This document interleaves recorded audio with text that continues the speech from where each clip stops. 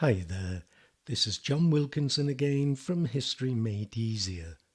As with my first presentation on introductions, the overriding aim of this one on conclusions is to get you to earn marks right up to the last sentence you write. As I said in that last presentation, when time is so precious in the exam hall, it seems criminal to be writing and not earning marks. So let's see how this can be done. And again, I'll do it by using different past questions. First of all, if there's a question to answer, use your conclusion to underline that answer.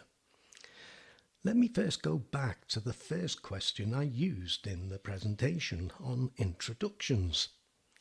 Widespread support for the ideology of authoritarian or single-party leaders was the most important factor in their rise to power, with reference to two leaders, each chosen from a different region. To what extent do you agree with this statement? And I'll go back to the mark scheme for the question, which says, and I quote, "The task is to comment on the extent to which such ideology was welcomed by the population on a large scale, that is, widespread support, and why or whether other factors were as important or more important in explaining the rise to power." So, answer the question. To what extent? These questions are common. Here's another example, this time from paper 3. Although Germany was blamed for the outbreak of the First World War, other countries were equally responsible. How far do you agree with this statement? I've said this before, but really, if you don't write a conclusion directly answering these how far or to what extent questions, then you will not do as well as you hope to do. And by the way, can I just throw in another tip that I have used in another presentation? But look at the word equally. Yeah, that's important. So, on to another slide.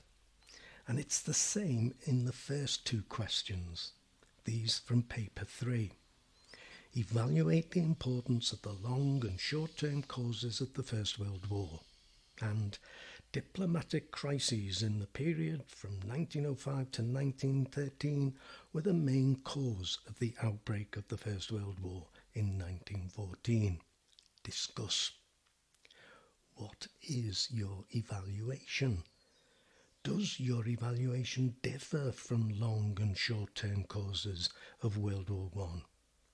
And with the other question, were diplomatic crises the main cause of World War I?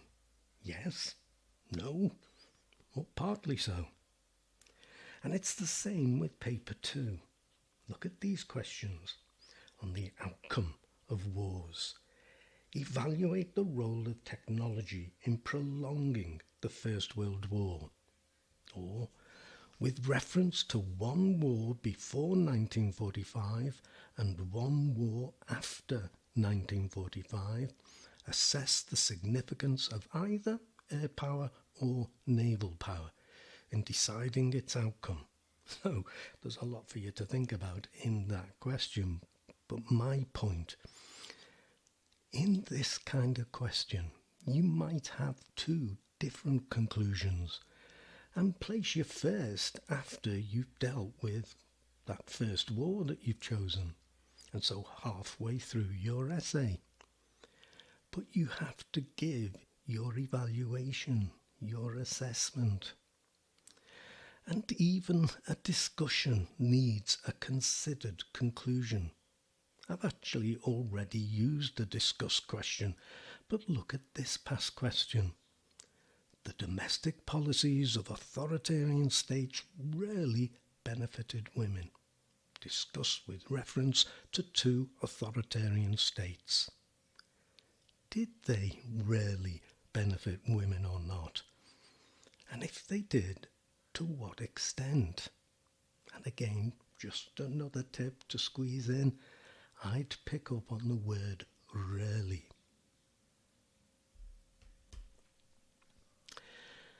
Now, having discussed, analysed and explained the different arguments in the body of your essay, in making your final evaluation in your conclusion, you might want to go back to what you think is the most important point and add something to what you've already said.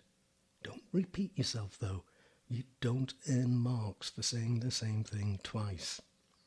Or emphasise how the different points you've raised link together to make a convincing argument. A useful way to do this is to adopt the so what approach. So what ultimately compels you to conclude the way you do? What is the key point that sways you and why?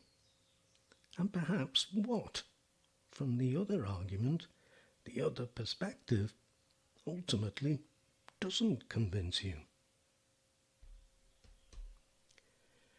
So, to my conclusion, try to earn marks right up to your very last sentence.